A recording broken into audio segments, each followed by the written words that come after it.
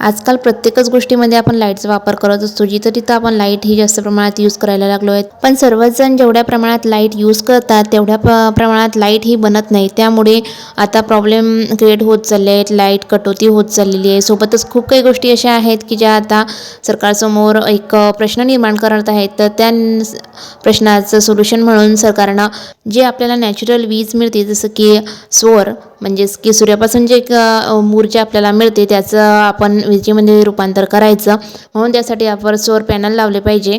तर असं सरकारकडून सर्वांना सांगण्यात येत आहे. तर म्हणून सर्वच जण आता सौर पॅनल हे इन्स्टॉलेशन करत आहे आणि त्यात सरकारही सबसिडी देत आहे. म्हणजे सरकारकडून मदत मिळाल्याने आता घरोघरी सौर पॅनल हे लावले जात आहेत. पण याबद्दल सर्वांना सर्व गोष्टीची माहिती नसते. सोबतच व्यवस्थित लावलं जाईल की नाही, व्यवस्थित आहेत की नाही, सबसिडी मिळेलच ना, नाही तर आपण करून घेऊ सबसिडी, असं खूप काही प्रश्न जे आहेत ते कस्टमरला पळत असतात. या सर्व प्रश्नांचं उत्तर घेऊन आलेली आहे मी. आमचं आहे शची इंजिनिअरिंग सर्व्हिसेस.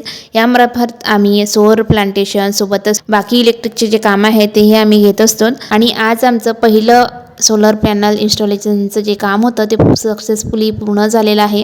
तुम्हालाही जर सोलर पॅनल बसवायचे असेल किंवा याबद्दलची अधिक माहिती हवी असेल तर तुम्ही मला कमेंट करा किंवा स्क्रीनवर दिसत असलेले नंबर चेतन कात्रे आणि केतन काटे यांच्याशी संपर्क साधा.